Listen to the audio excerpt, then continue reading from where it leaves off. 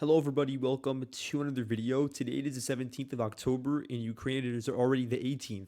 And today's video is going to be very all-encompassing because we're looking at 48 hours of changes across most of the front line. We'll begin with Velyka Novosilka, work our way north because there's a lot that's unfolded around Selydove, Kurakhove region, Toretsk, Chasiv Yar especially. I really want to look at that region.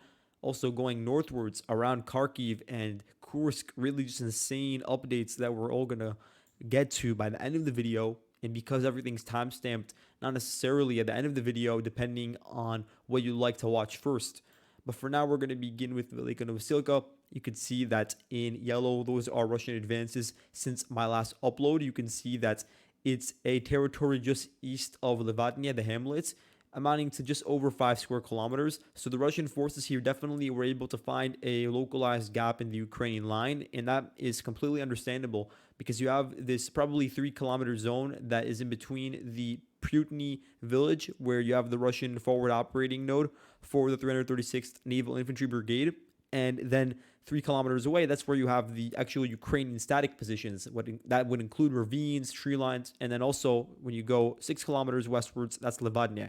And it's a very small village, so on its own, it isn't really enough for a large force. So the Russian forces were able to push in that hinterland region without as much Ukrainian resistance. I'd recommend looking at my last video where I really broke down the order of battle, showing that probably the Russians outnumbered the Ukrainians here 4-1, and the Ukrainian garrison here is relatively weak, especially compared to other fronts, both in terms of quantity but also the quality. A lot of them are brigades that were previously regiments, so we don't even know if they're brigade size, and they're part of the National Guard, not the armed forces of Ukraine or their territorial defense forces, or they are new forces that, they don't have the same experience, or they're drone groups. The list goes on for all the reasons why it's lower caliber.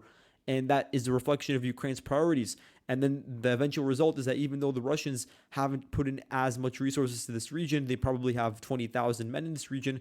That is still enough in order to push the mantle and advance in areas like Levadnia. So now in terms of the path moving forward, the Russian forces are really advancing towards this low-lying valley. I'll mark it in green for you guys, and that will give an idea of where this is all leading, because you have the ravine that is north of Putny. That area has to be taken over by the Russians. And then there's Novodarivka. That's the nearby Ukrainian organization hub for the forward companies that are operating in this region. And as I've been saying before, the more broad objective would be to reach the western flank of Velyka Novosilka, located over here, because that region is in a higher elevation and completely dominates the positions in the city itself. And that's, of course, on the Mokriali River Valley. And by getting into this large green rectangle, you also have the opportunity to bypass a large portion of the trenches that were built. And you can see those trenches in yellow and light yellow. They're mapped out over here. The Russians would like to bypass them from this sort of eastern direction, flank it from the northeast, and then be able to reach the border area between Zaporozhye, Dnipro, and Donetsk. And that would be a huge threat to Ukraine's territorial integrity in this region. But again, we're talking about a certain region that does not have the same amount of commitment as, for instance, the southern Donetsk front. That's an area that we're going to zoom into right now because there is a very slight update that occurred just south of Kateryniivka. You can see that over here. Russian advance, not too significant, but it does imply, based on Ukrainian sources, that their forces, the Russian forces, have been able to infiltrate into the village itself.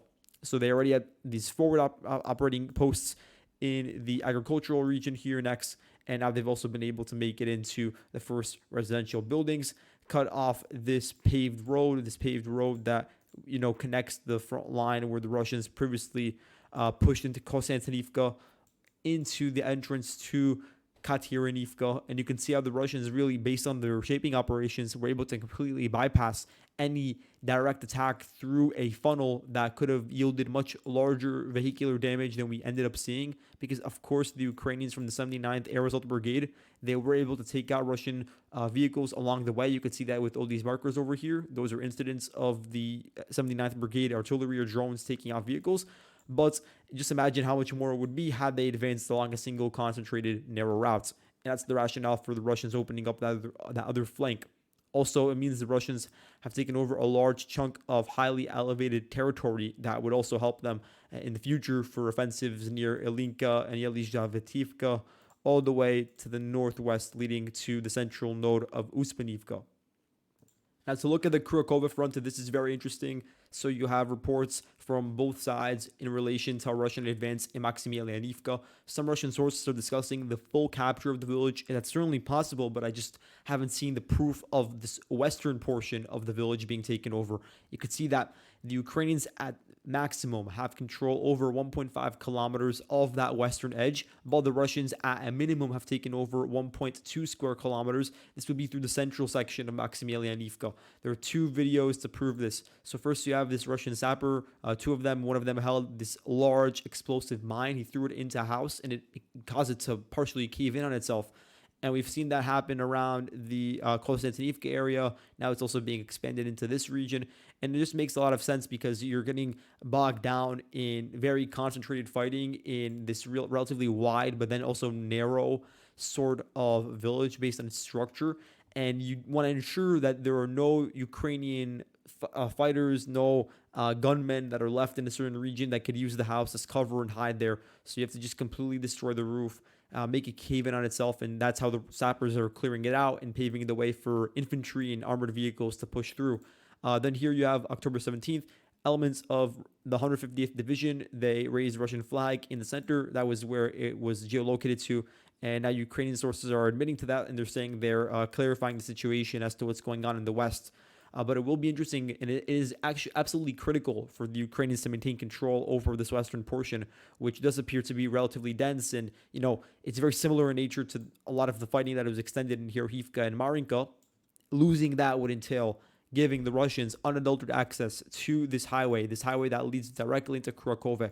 If you look at the entrance, it's not really that fortified. The Ukrainian fortifications, they're set up in open fields in a vertical manner just to the south.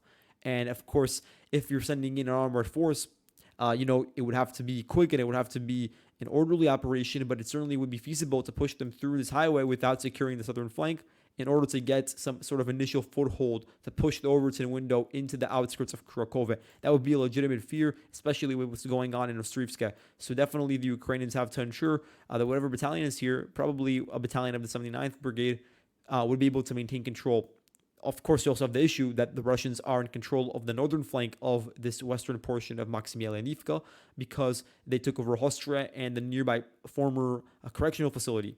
Now, when you look here at Ostrivska, you can see, again, based on Ukrainian sources, the capture of that village. And this is really important because it cuts off any sort of relation between the remaining portions of the eastern Vovcha River bridgehead to the remaining Ukrainian command south of the Vovcha River in the Kurakhove section. So there's no connectivity anymore, and I think by now they've really become separates, and the Russians are dealing with them in piecemeal fashion.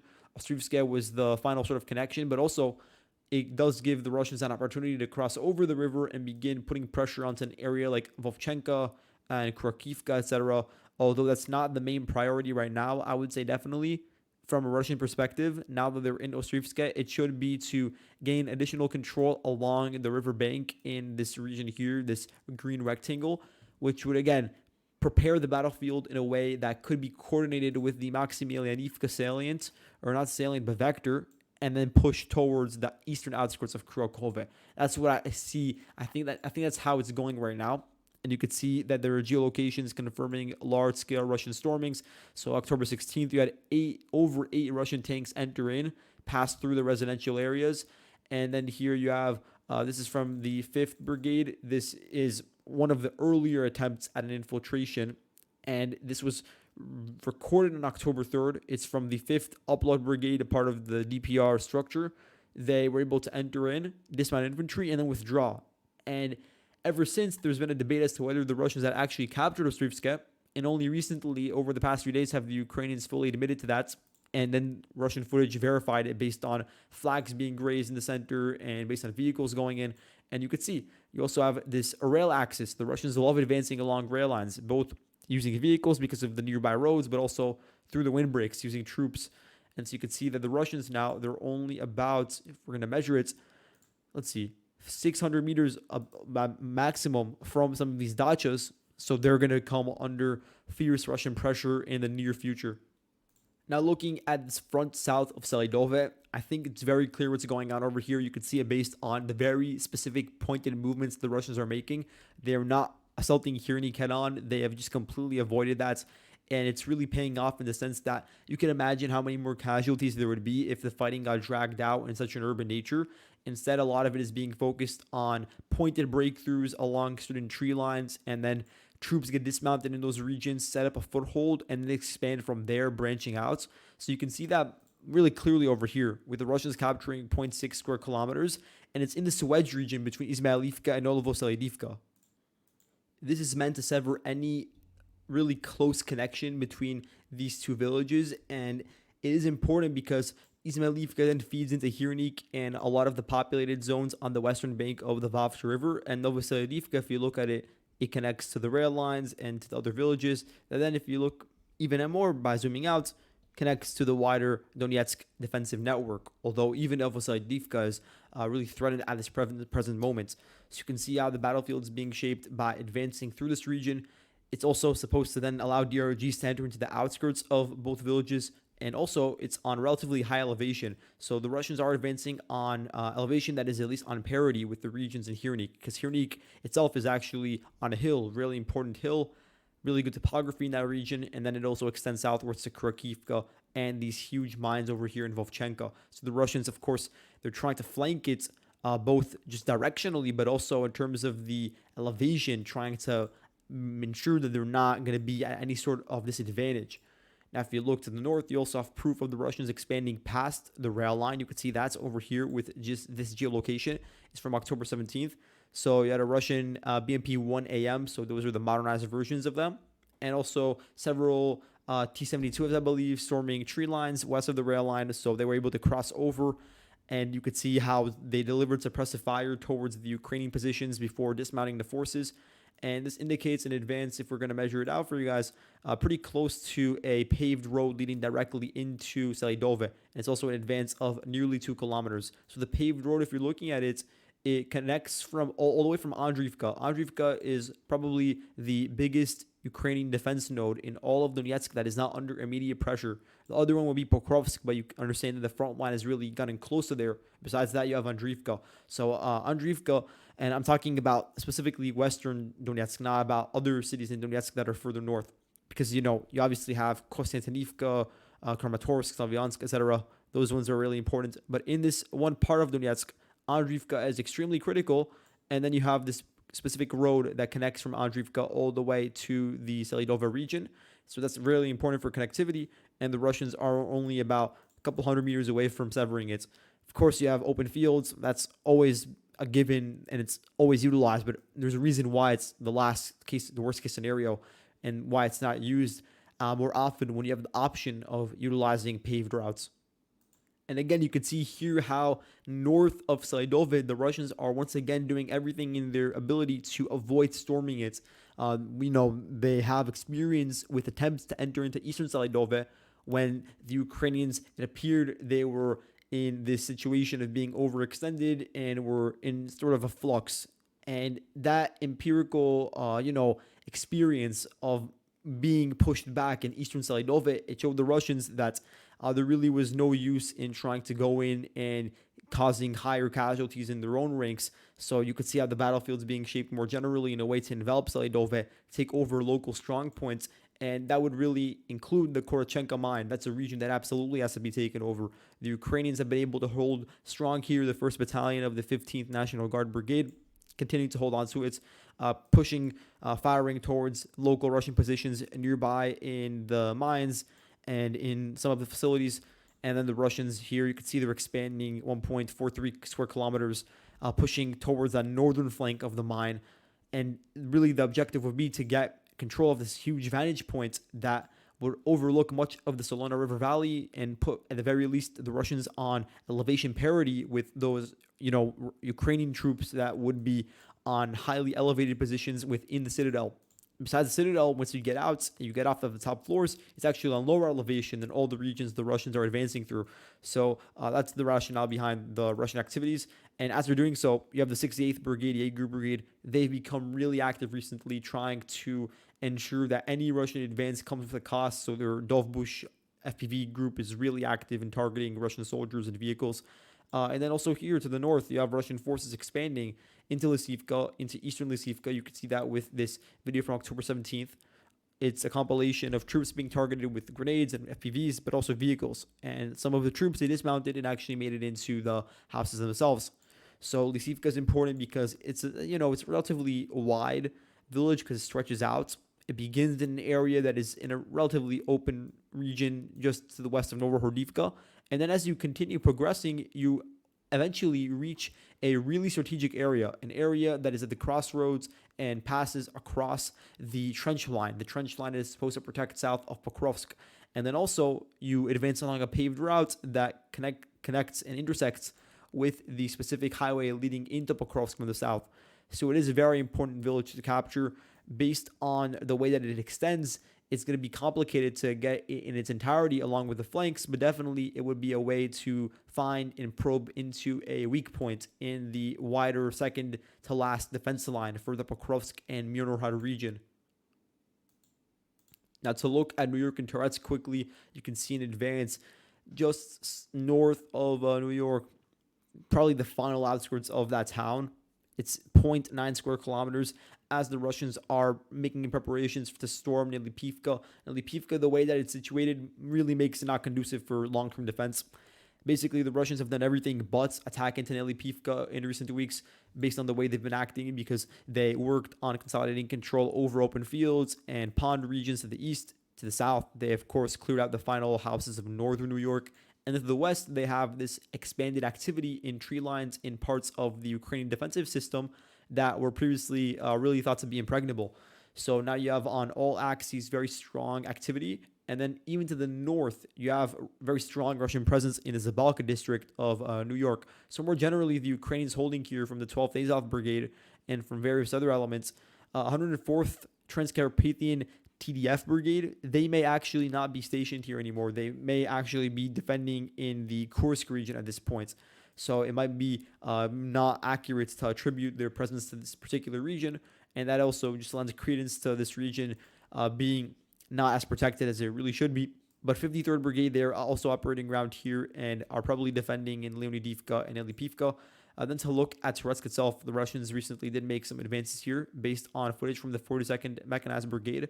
They released footage of FPV strikes and also just generally drones dropping grenades onto individual Russian soldiers.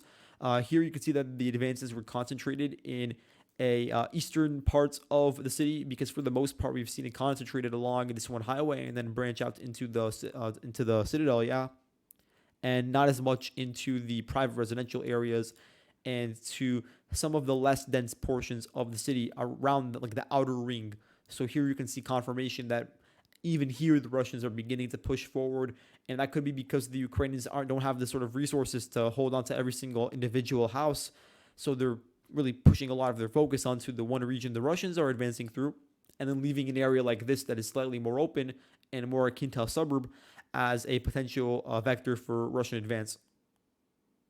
Now, looking at Chasiv Yar, you can see here one of the larger Russian advances over the past 2 days.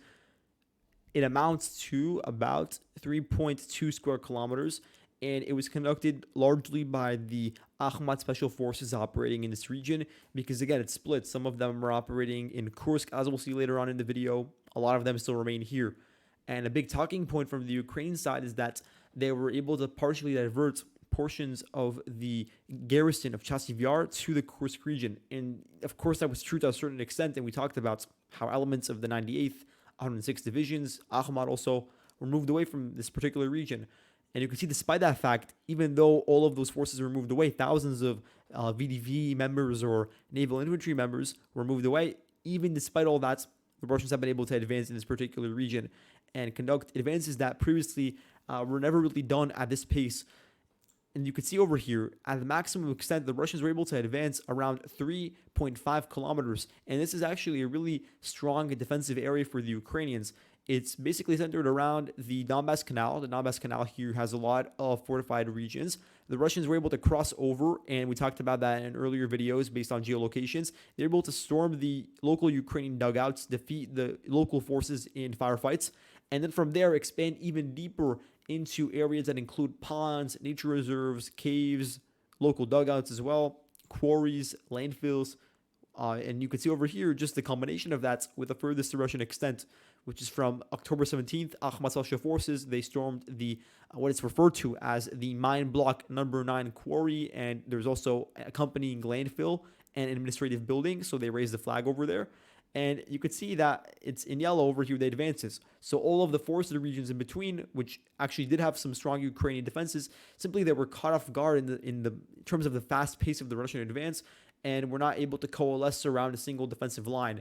And so now they've been pushed back out of all of those really strong defensive regions, and they're essentially defending along a semicircle. The semicircle spans from this southern quarry, connects Supochki over here, and then into, I think, what it's called, some sort of like southern outskirt of Chasiv Yar, some sort of southern suburb over here that I'm marking in X, and it connects then to the center of Chasiv Yar, which is in a larger X over here. The area that the Russians advance through is largely on a high elevation that is basically equal to what you see in central Chasiv Yar in all the huge apartment blocks and all the factories. All of that is now sort of invalidated in terms of the advantage that previously the Ukrainians had when it came to elevation. Also, the fact that the Russians have a huge foothold across the canal means that they're going to be able to move in concentrations of troops, mortars, tanks, armored vehicles into this region and begin to use that in storming operations near the southern outskirts, near the supply lines. That's going to have really huge implications for the future of the battle. Also for Konstantinivka, the Ukrainians are now going to have to begin to look into defending that city, because that's really going to be next on the chopping block after Chasiv Yar. But for now, in terms of Chasiv Yar, you can see that not only on the southern flank where there were advances, but also in the city itself. You can see in the Oktyabarsky district, this video from October 17th, 98th VDV Division, their armored column entered into the district overnight. They were able to make themselves present. I think it was a group of 4 vehicles that crossed over the canal. So now you're not just seeing people on foot, but actual vehicles crossing over. And a T-72B3 from the Ukrainian side, it conducted a local counterattack and was destroyed in the process. So now you can see deep Russian entrenchment in this region. Looking at Siversk, you can see just to the south of Verkhnokamianske, really heavy Russian bombardment conducted by the Phoenix drone group. They dropped numerous grenades onto Ukrainian fortified posts. I'll mark them with an X over here. Really dugouts, forested regions, trenches that were built over a long period of time to prevent the Russians from advancing and flanking Verkhnokamianske from the south.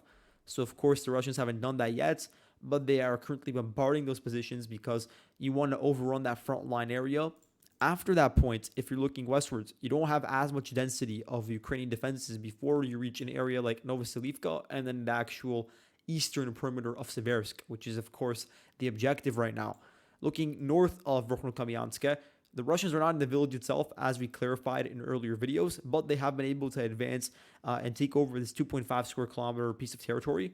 You can see based on the furthest extent, it amounts to 3 kilometers of an advance, and it comes from this footage that was released from the, I believe, Ukrainian side, from their operational tactical grouping in Luhansk, and that includes operatives from the 10th, 30th, 54th, and 81st Brigades. 81st specifically is an air assault unit, and 10th is a mountain assault unit. So that's 4 brigades that are very much the core of the Siversk defense. And they, of course, showed footage of some of their combat trying to repel that assault, targeting individual tanks and armored vehicles. And there's also dismounting operations for the infantry that were accompanying this armored column to confirm that the Russian forces are actually present in this sort of tree line that goes almost diagonally southwestwards into Siversk itself. So now you have this Russian presence, not necessarily in Verkhnokamianske, but it's being shaped in a way where then they could be able to squeeze out the Ukrainians from their remaining positions here. Because, of course, the goal would be to cleanse any resistance east of Siversk, utilize higher elevated regions to overlook Siversk, get control over paved routes leading into it directly. All of the above is extremely important right now.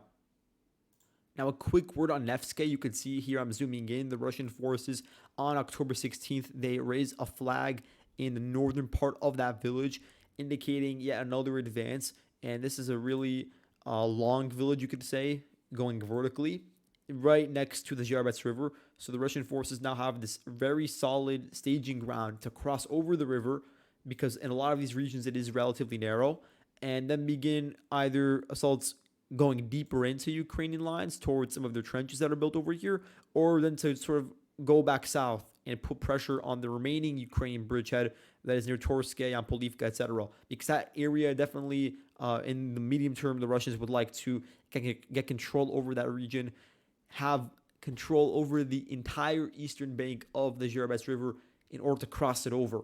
Now, in relation to the region just north of Nevske, I don't know what's going on with these fields here. It just looks like a very compromised position for Ukrainian squads to remain in, but they've done things that are more, out of what you'd expect in terms of the way in which the battlefield is shaped. So I'm not going to say that it's a gray zone or that it's under Russian control until it's verified that the Ukrainians no longer have a presence east of the river in this region. Now, looking at the Kharkiv front, I want to focus specifically on the Lipsy axis because recently the Ukrainians have had an influx of reinforcements to this region. They really are trying to focus a certain amount of assets here because they realize the Russians aren't as committed to it, and they want to ensure that a lot of the pressure that is being put onto Lipsy is just at least slightly removed. And you can see that here with a claimed counterattack, and I believe it was also geolocated. The reason why it can't show a Ukrainian advance is because this polygon for the Belgorod-Kharkiv region, it doesn't change. Like, I can't even edit it to show that the Russians were able to lose territory here. So that's just a glitch with the map, and I'm sorry for that. But in terms of the actual Ukrainian advance, it looks something like this. So it is an advance that the Ukrainians claimed was able to clear 400 hectares of forested region just to the southeast of the Khliboke area. So it's an advance amounting to at most 2.5 kilometers, and it was carried out in tandem by the International Legion. Also, you had this Kraken unit that was previously stationed around the Chasiv Yar area, but now they're active around here. And then also had the Arton special unit of the Ukrainian Defense Intelligence. So the GUR really was responsible for a lot of these specialized activities. So the Ukrainians just trying to release some of the pressure that is coming from this forward Russian salient that is no longer under their control, that was pretty close to Lipsy. And so now Lipsy does not have as much pressure on it, but of course, you do still have these Russian holdings in these villages that are across the border. And that could be some of the explanation for why there are clashes going on right now in Zhuravlevka.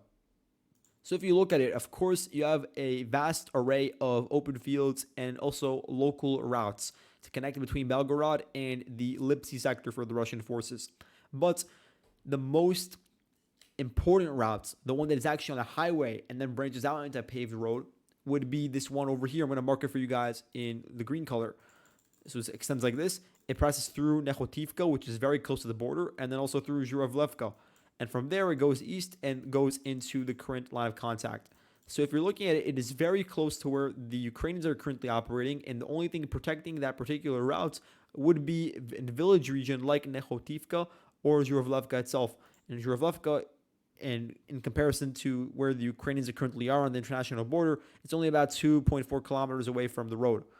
And now that we have reports of Russian shelling that occurred a couple of days ago in this forested region, you could see that the gray zone extends only to be about 1.5 kilometers away from that particular road. Now, the Ukrainians here, they have the 3rd Spartan National Guard Brigade, and it appears that they are pretty active in the Zhuravlevka region, in addition to the Achilles drone units of the 92nd Brigade. So they're going to work in tandem to target individual Russian BMPs that are crossing along this paved route to enter into Strelecha and to various villages in Kharkiv itself, and just to target the local infrastructure over there for the military buildup, because it is a really important staging point to pass through, and it is so close to the border that it really presents a unique opportunity for the Ukrainians. But in terms of their offensive capacity, we can see that so far, if there was any intention of taking it over, that it hasn't succeeded. So really, we have to wait and see what goes on over here. But I will just say, even in some sort of worst case scenario, which we don't have an indication of, that it would be lost, you have just a huge amount of open fields and local routes through ravines that would be able to connect Belgorod, this massive logistics hub, to the Russian groupings in Lipsy itself. The main unit that is actually engaged in the fighting in the region where the Ukrainians are counterattacking is the 7th Motor Rifle Regiment, and the Ukrainians claim they were able to knock out specifically the reconnaissance battalion of that unit from the forested region.